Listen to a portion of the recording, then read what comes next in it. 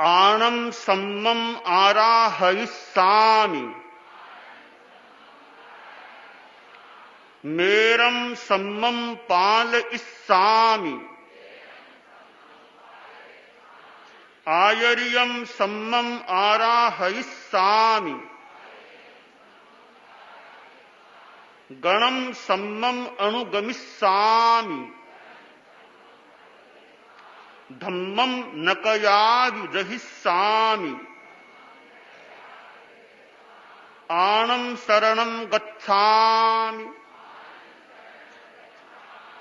मेरं शरणं गच्छामि आयर्यं शरणं गच्छामि गणं शरणं गच्छामि धम्मं शरणं गच्छामि।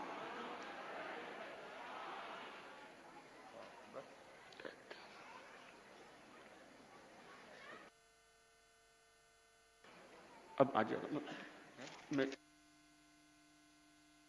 आज के इस मर्यादा महोत्सव के अवसर पर बीदासर में तेरा पंथ का जो साधु साध्वी समण समणी वर्ग उपस्थित है, उनकी विभागतः संख्या इस प्रकार है। साधुओं की संख्या यानी गुरुदेव को सबको मिलाकर के 89 थाने साधुओं के, 308 साध्वियां, 3 समण, 104 समणियां, कुल 504, 500 को पार करके 504 की संख्या है। याद करा देना हाँ, सावधान। गण के साधु साध्वियों के अंश मात्र अवगुण बोलने का त्याग है। साधु संघ से आस्था उतरे, शंका पड़े, वैसी बात करने का त्याग है। संघ व्यवस्था और संघ संगठन के प्रतिकूल प्रवृत्ति करने का त्याग है। किसी को फंटाकर गण बाहर ले जाने का त्याग है। किसी के साथ दलबंदी करने का त्याग है। गण की मर्यादा लोपने का त्याग है। आचार्य की आज्ञा को लांघने का त्याग है।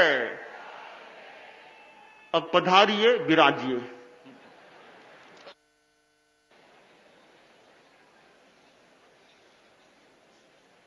अब पहली मैं वो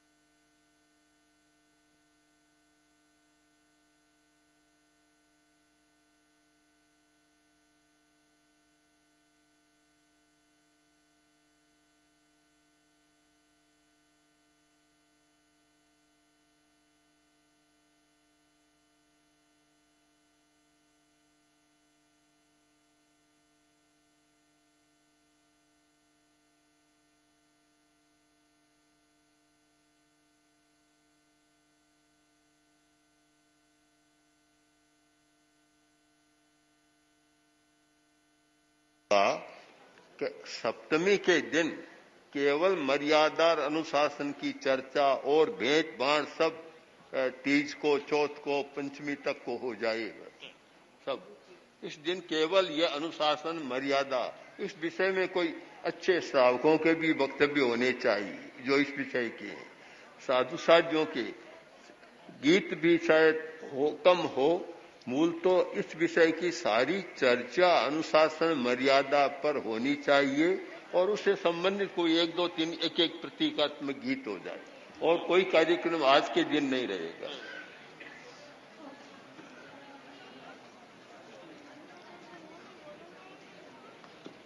यह दिन और बातों के लिए नहीं है, और बातों के लिए दूसरे दिन है।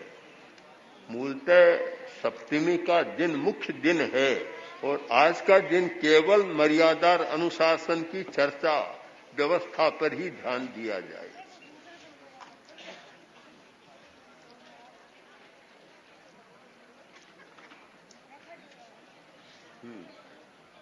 बस आगे ना सब बैठ आ रहे। हाँ, शीघ्र अपने अपने स्थान पर विराजमान हो सब।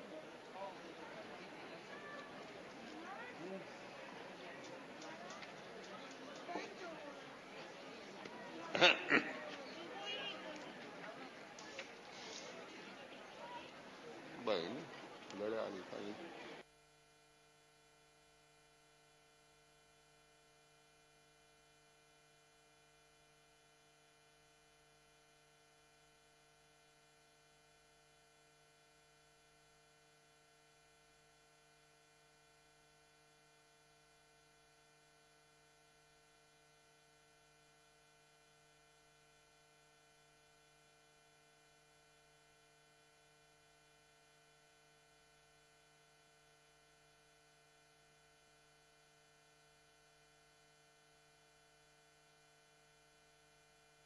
श्री का आज के दिन का मुख्य संदेश उद्बोधन प्रारंभ होने जा रहा है और उसे हम बड़ी सावधानी के साथ सुनने का प्रयास करें और गुरुदेव से करबद्ध निवेदन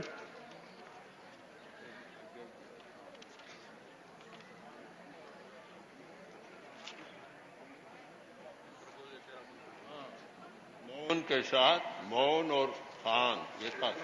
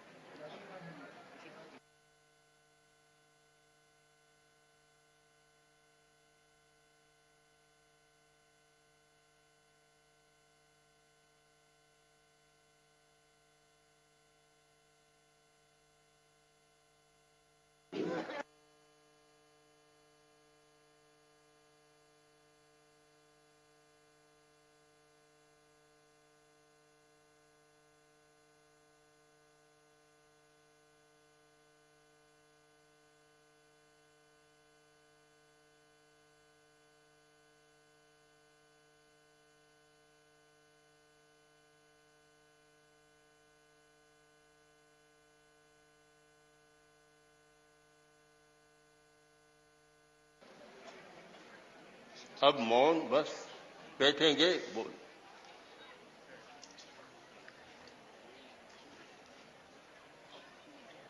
आचार्य भिक्षु ने मर्यादाओं को निर्माण किया, हम जानते हैं और महत्व देते हैं। मेरी दृष्टि में उनका कोई बहुत ज्यादा महत्व नहीं। ज्यादा महत्व इस बात का है कि उन्होंने निष्ठा पैदा की, ऐसी निष्ठा पैदा की कि मर्यादा को पालने वाले तैयार हो जाए। मर्यादा हर कोई बांध सकता है अच्छी अच्छी, पर पालेगा कौन? जब तक निष्ठा करने की कला नहीं जानता, उसकी मर्यादा का कोई पालन पैदा नहीं कर सकता। उनमें कोई विचित्र कला थी, कभी निष्ठा पैदा की।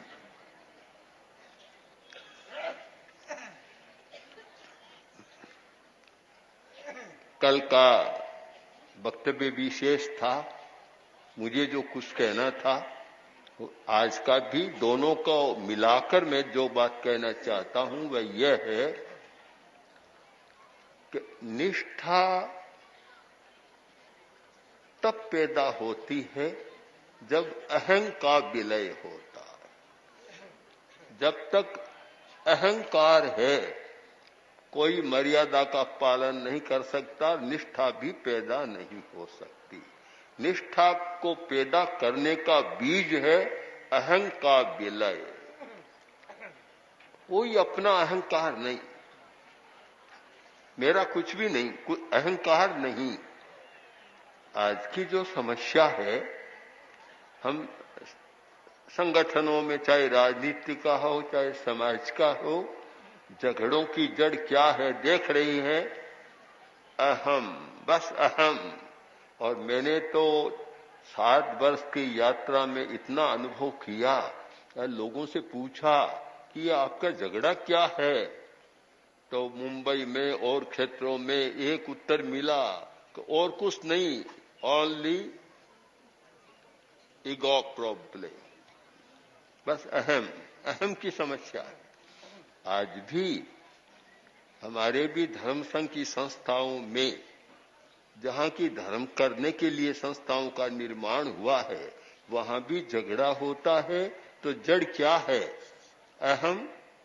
आचार्य भिक्षु ने जो सबसे बड़ा काम किया और मर्यादा से की पृष्ठभूमि तैयार की, निष्ठा का निर्माण किया, फिर मर्यादा बांधी, तो आज उन पर हमारा गौरव हो रहा है।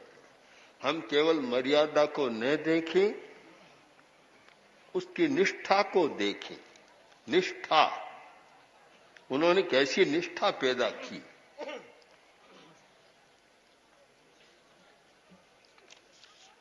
इसके साथ साथ गीत भी चलेगा, जो आप समझे समझे हम मर्यादा की भाषा, समझे समझे हम मर्यादा की, समझे समझे हम निष्ठा की परिभाषा, समझे समझे हम निष्ठा की परिभाषा। कोरी मर्यादा की भाषा को मत समझो और आगे जाओ, निष्ठा की परिभाषा को समझो, तो मर्यादा की भाषा बहुत अच्छी तरह समझ में आएगी। समझे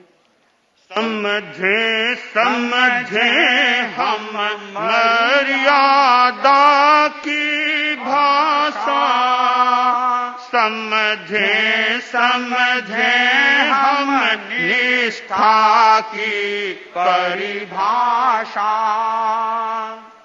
तुम जागरूक बन गति का पाठ पढ़ाओ, तुम जागरूक बन गति का पाठ पढ़ाओ, तुम जागरूक बन धृति को शीश चढ़ाओ, तुम जागरूक बन धृति को शीश चढ़ाओ। हे भार मल्ल तुम उदाहरण बन जाओ, गति धृति का मति से अविरल योग बनाओ, गति धृति का मति से अविरल योग बनाओ। तुमसे है मुझको बहुत बहुत ही आशा, समझे समझे हम निष्ठा की परिभाषा। ईर्ष्या गति में यदि कोई चूक बताए, जीवन दर्शन व्यवहार स्वयं बन जाए, तब करना होगा अंतर मन से तेला, पोषण देता है अहम विलय का केला। है शिरोधार्य पर एक प्रभो जिज्ञासा, समझे समझे हम निष्ठा की परिभाषा। जब आचार्य भिक्षु ने कहा कि तुम्हारी ईर्ष्या गति में कोई चूक बताए तो तुम्हें एक तेला करना होगा। अब कहते हैं ना कि चींटी पर पंसेरी। अब सामान्य बात है कि ईर्ष्या में भूल हो जाए तो मिच्छामि दुक्कड़म या शाम को आलोचना करो, इतनी सी बात। उसके लिए इतना भारी दंड प्रायश्चित कि एक तेला, 3 दिन का उपवास, एक दिन भी भूखा रहना बड़ा मुश्किल है, और 3 दिन का उपवास। अब ये कैसे हुआ? पोषण देता है अहम विलय का केला। बारमल जी स्वामी भूखे नहीं रहे, उनके पास अहम विलय का केला खाने था। केला इतना पोषण देता है कि केले के आधार पर 3 दिन नहीं, आदमी 3 महीना रह सकता, 3 महीना ही रह सकता है।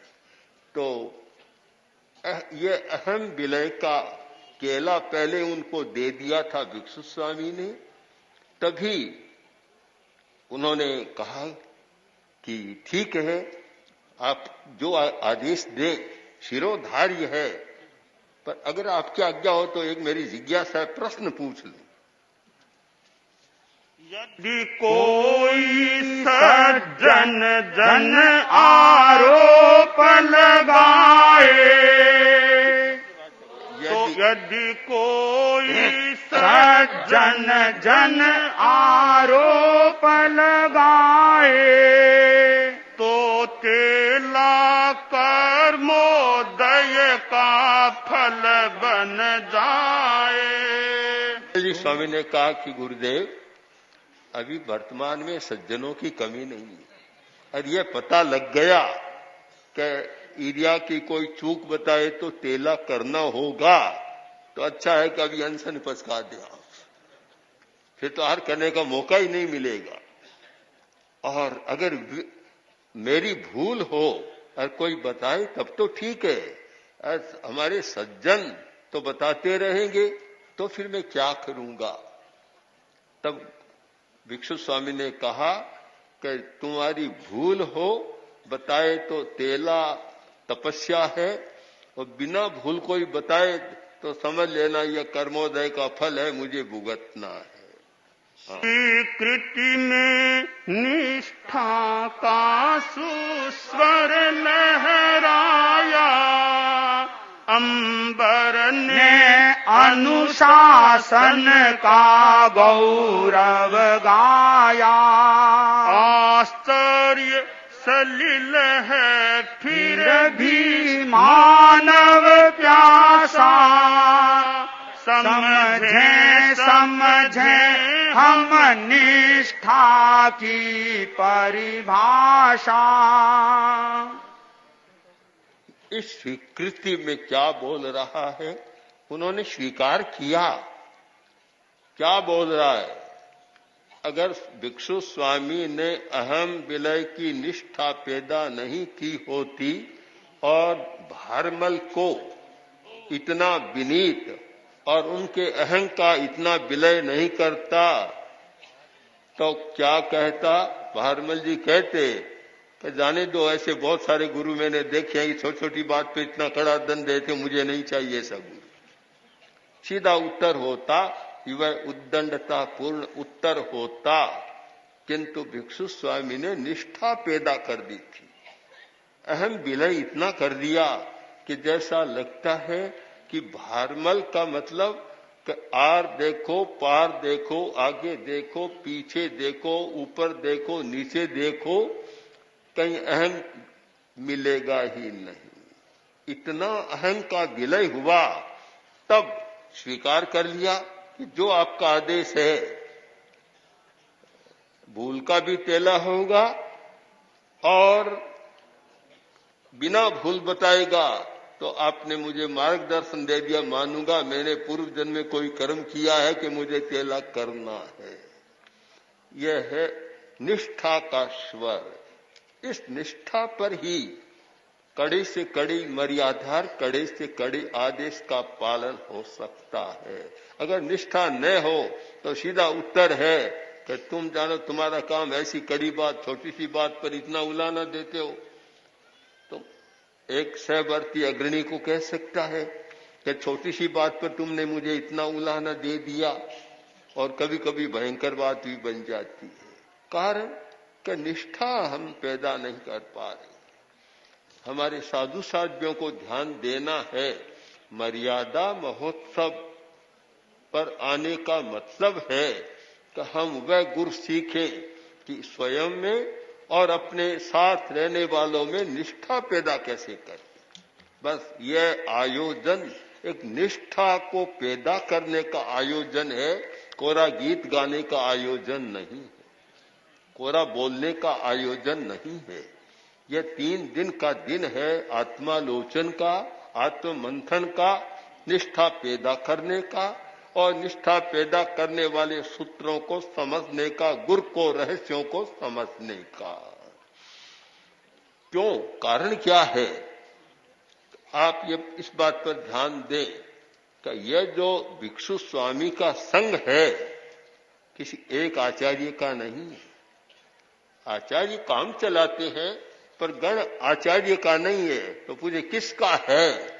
गण है सबका, हम सब गण के अधिकारी। गण है सबका, हम सब गण के अधिकारी। यह खेत एक है क्यारी न्यारी। सब साधक हैं, कोई अवतार नहीं है।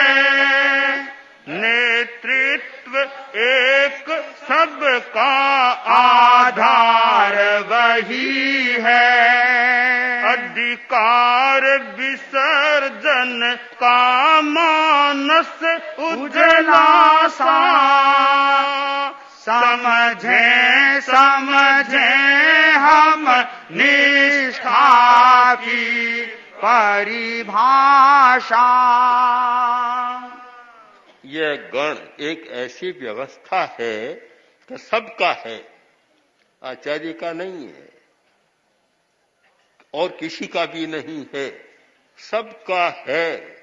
और इस गण की मर्यादा पर, व्यवस्था पर जितना अधिकार आचार्य का है उतना एक हमारे छोटे मुनि का भी है, इतना एक छोटे श्रावक और श्राविका का है।